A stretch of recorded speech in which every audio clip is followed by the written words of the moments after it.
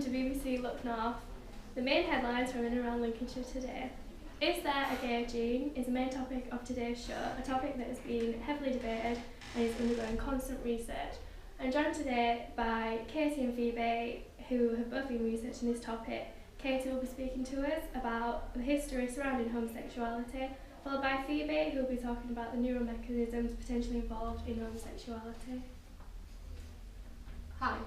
The history of homosexuality can be shocking and unsettling to some people. It began in 1533 with the Act of Henry VIII, who classified any homosexuality as illegal and punishable by hanging.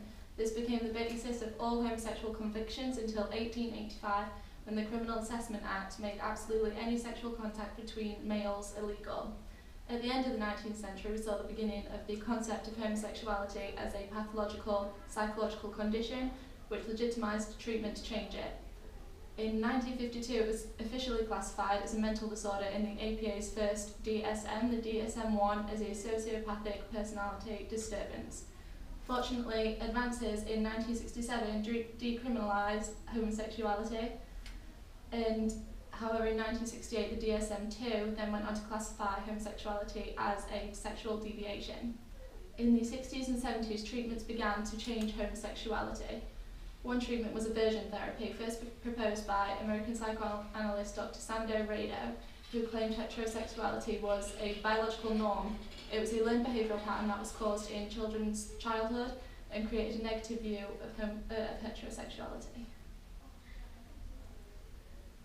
Originally, aversion therapy was drug-based and patients were injected with a chemical substance, apomorphine, which produced them to feel nausea and vomiting. They were then forced to look at pictures or scenes of homosexuality that would hopefully make them feel sick, and they would associate this feeling with the homosexual scenes. However, due to difficulties synchronising the nausea and the reaction to the photos, they had to change to different methods, such as shock aversion therapy, where people are electric shocked along with scenes and stimulation to homosexual reactions. Thank you very much. Over to Phoebe now, who will be talking to us about the neural mechanisms. Okay, so the evidence shows that the neural mechanisms behind human sexual behaviour requires a very complex level of the brain and nervous system.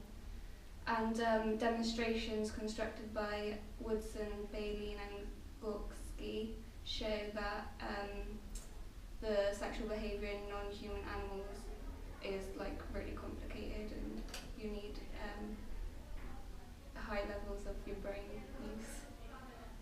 When it comes to the study of neuromechanisms, there is basically only research on the hypothalamus circuit, and this is because studying a complex human sexual behaviour is really complicated to research. So the research is more focused on controllable behaviour, such as copulation, and these all seem to be controlled by the hypothalamus. So also the hypothalamus controls the release of gonadotropin. So it seemed like a sensible place to start research into what triggers sexual behaviour. And then also because all these studies confirm that the hypothalamus is involved, then other researchers do more studies on it. There are a few differences in the hypothalamus between females and males, the obvious one being that there's different releases of hormones from each one, females and males have different hormones. Gorski et al. Also found structural differences in their study on rats.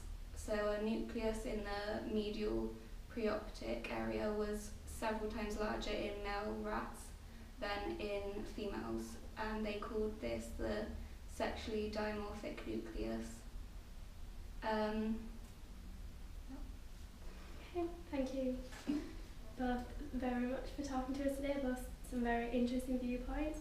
We now head over to a live debate on just whether there really is a gay gene or not. Thank you.